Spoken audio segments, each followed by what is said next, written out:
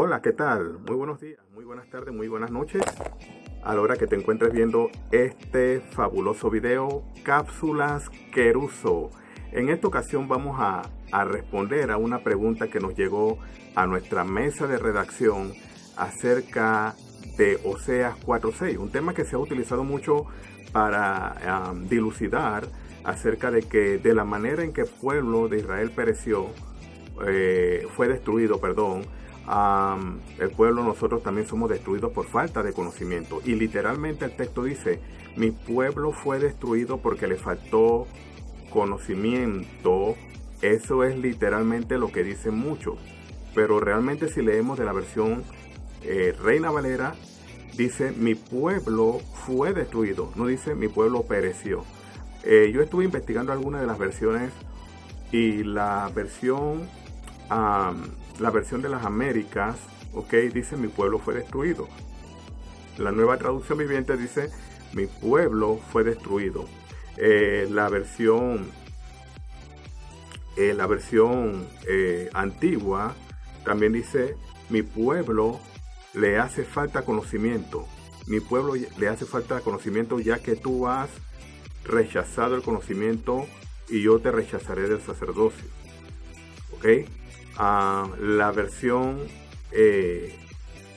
Nueva Traducción Viviente dice mi pueblo le falta conocimiento. La Nueva Versión Internacional, mi pueblo le falta conocimiento. Ahora bien, lo que queremos dilucidar en este momento es algunos puntos importantes de que si realmente el pueblo de Israel fue destruido. Me gusta más esto, fue destruido, porque fue Dios en el cual lo hizo destruir. Fue Dios que lo desapareció. Pero cuando decimos que mi pueblo, no necesariamente fue todo el pueblo de Israel, sino fueron aquellos que no entraron a la tierra prometida por causa de la desobediencia. Ahora bien, es importante que entendamos el contexto, porque en el contexto no está hablando precisamente que el pueblo de Israel no tenía conocimiento, y esto es algo que quiero aclarar en el momento. ¿Tenía Israel conocimiento, sí o no? Algunos dirán, no, le faltaba conocimiento. No, señor.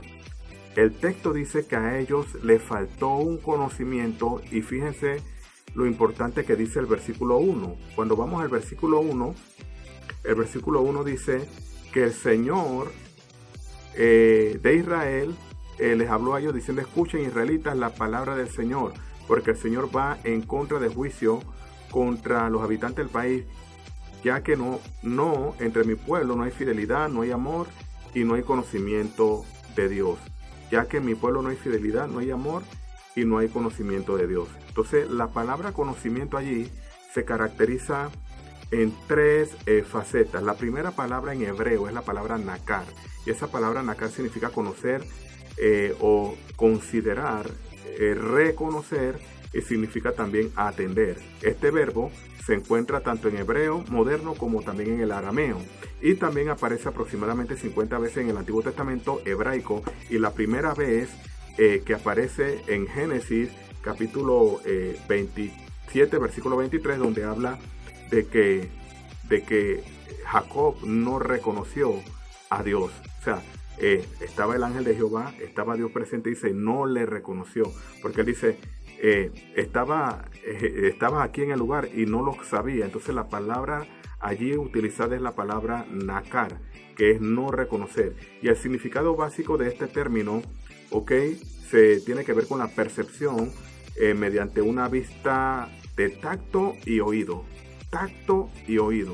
Fíjese bien, la otra palabra que se utiliza en el hebreo es la palabra yadá, y esa palabra yadá tiene que ver con un conocimiento del saber, tiene que ver con un conocimiento experimental.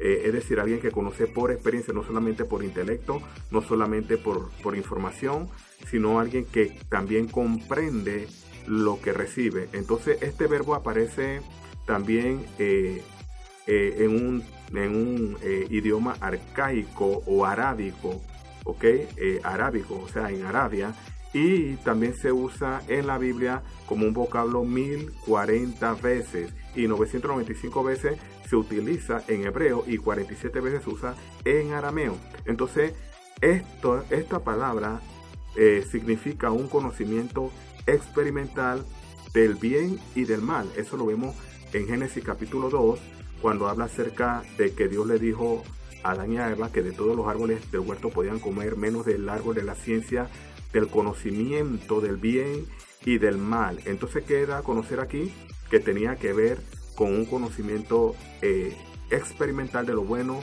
y de lo malo. Entonces en el huerto del Edén, Dios les había prohibido esto a Adán y a Eva acerca de este conocimiento del bien y el mal, porque dicen algunos eruditos que ellos no estaban preparados para ese conocimiento. ¿Por qué? Porque ellos tenían que propiciar, o el árbol de la vida era el que estaba preparado para ellos, para que vivieran eternamente. Entonces el otro término para conocer o conocimiento es la palabra data o dat, que es donde se fue proliferando el término en lenguas.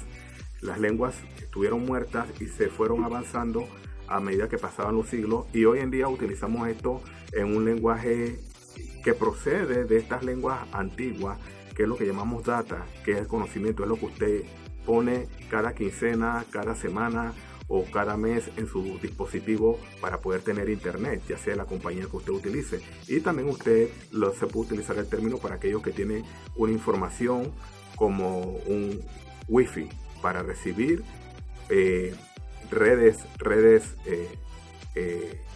de señal para poder tener internet. Entonces esa palabra data también se usa para conocimiento. Entonces, ¿conocimiento de qué? Un conocimiento intelectual, un conocimiento de datos, un conocimiento para adquirir inteligencia, pero es un conocimiento que se usa para tener información, y esa palabra aparece 72 veces en el Antiguo Testamento y se relaciona con un conocimiento práctico y un conocimiento que es de inteligencia y de información. Ahora bien, vamos al contexto. Cuando dice Oseas 4:6, mi pueblo fue destruido. A mí me gusta utilizar más esta frase, fue destruido, para no usar tanta inocencia en Israel. ¿Ok? Para no usar, porque cuando algunos dicen mi pueblo perece, da a entender como que ellos se perdieron. Pero fue el mismo Dios que los destruyó, fue el mismo Dios que permitió que ellos no entraran a la tierra prometida. ¿Por qué? Porque el conocimiento que les faltó, escucha esto, no era el conocimiento intelectual. Les mencioné 3 tipos de conocimiento en el hebreo: nakar, data y yada. El conocimiento que ellos no aplicaron era el conocimiento yada, y ese conocimiento yada es un conocimiento experimental. Es como cuando alguien tiene relación sexual con una persona. Recuerde que en Génesis habla de que después se unió a Adán y se unió a Eva, ¿ok? Y luego tuvieron a Set. Después, cuando muere Caín, recuerden, ellos tuvieron relaciones y tuvieron a Set. En el Nuevo Testamento se utiliza en el griego la palabra ginosco, que es cuando la usa cuando se unió José con María, ¿ok? Y luego tuvieron más hijos. ¿Qué da a entender esto? Que no solamente, bueno, aquí hay una evidencia clara de que María no es una virgen. Entonces, aquí podemos ver que es un conocimiento experimental. Cuando dice, y conoció a su mujer. Esa palabra conocer es alguien que se allega a alguien y no solamente lo conoce por facciones, o no solamente lo conoce por tacto o por vista, sino por una intimidad. Y este era el conocimiento más profundo, que era el que Dios le estaba reclamando a el pueblo de Israel por medio del profeta Oseas.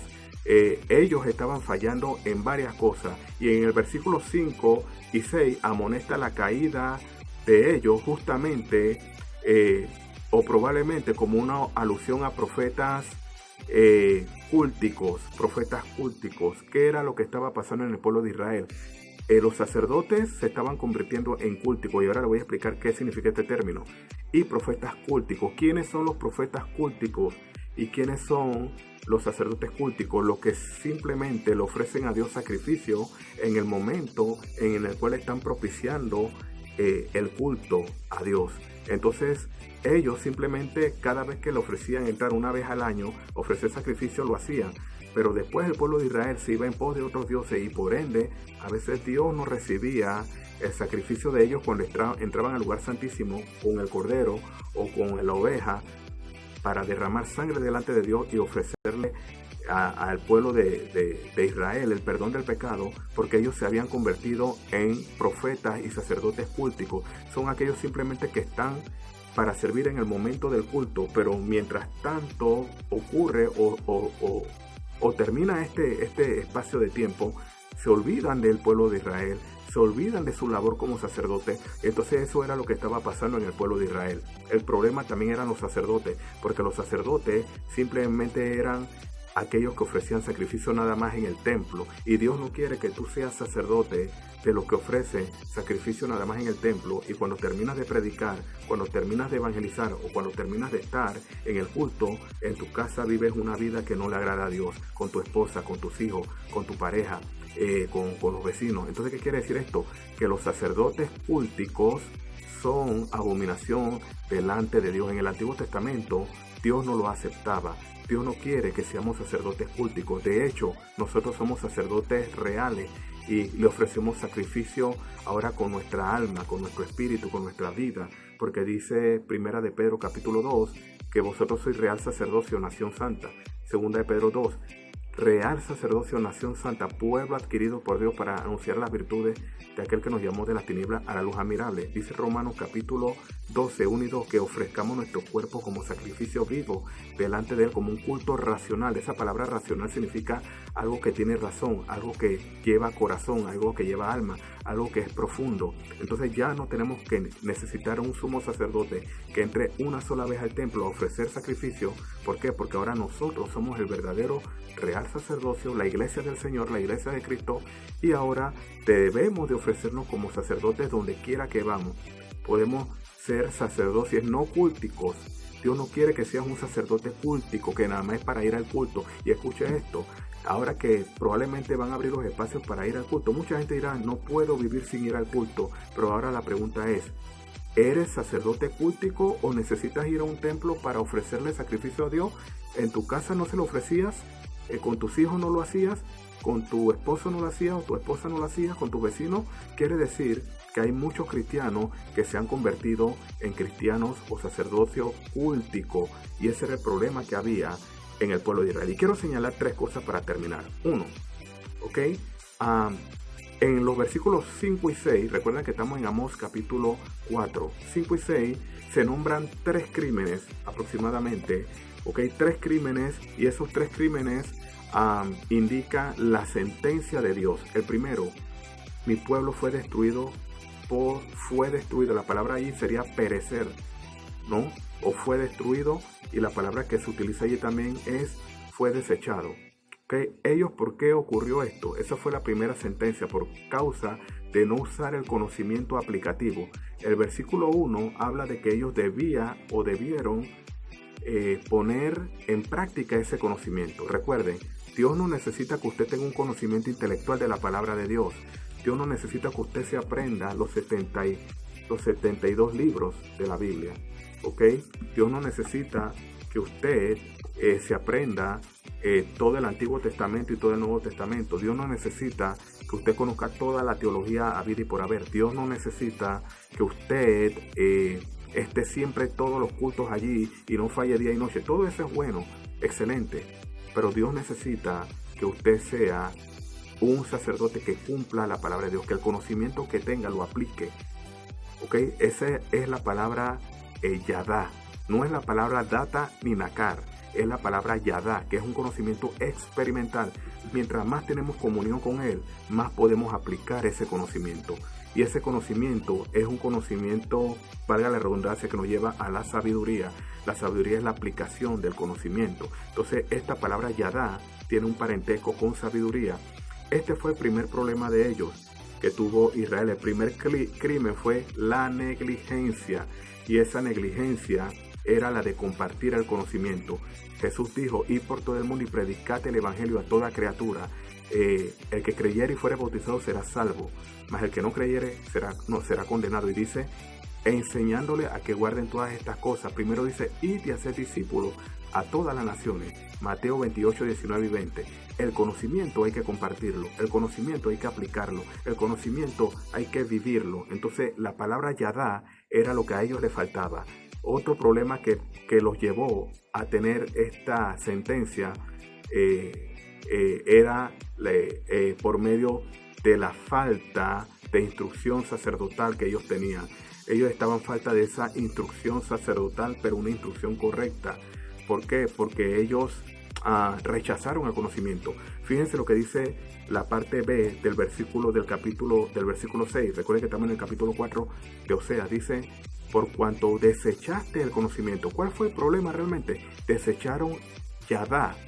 O sea, desecharon el conocimiento que habían recibido para aplicarlo. Eso fue lo que pasó con ellos. Dice: yo también te desecho del sacerdocio. Dios lo estaba desechando porque ellos estaban fallando. Ellos se habían olvidado de la ley de Dios. Mira lo que dice la parte C del texto: ya que te olvidaste de la ley de Dios, yo también me olvidaré de tus hijos. ¿Ok? Ellos habían despreciado la instrucción de Dios y ellos habían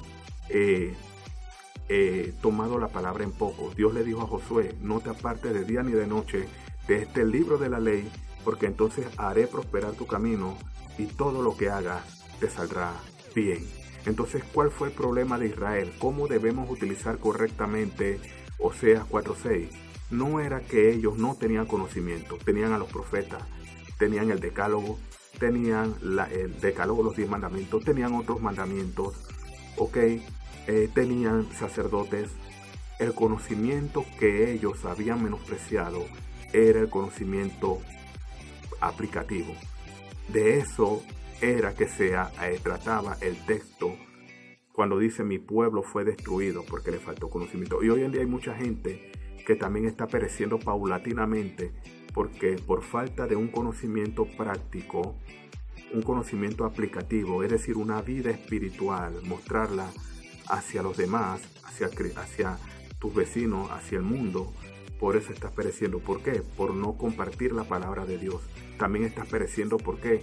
Por rechazar el mandamiento. Rechazar, cuando se rechaza, es aquellos que toman en poco la palabra de Dios. Y 3, estamos pereciendo hoy en día también porque no hemos olvidado de esa palabra. Estamos buscando más nuestros beneficios, nuestros intereses, nuestro porvenir, que buscar la voluntad de Dios. Que Dios te bendiga, que puedas compartir esta cápsula y esta enseñanza fabulosa a las personas que necesitan, la verdad, comprender un poquito más acerca del contexto bíblico. ¿Ok?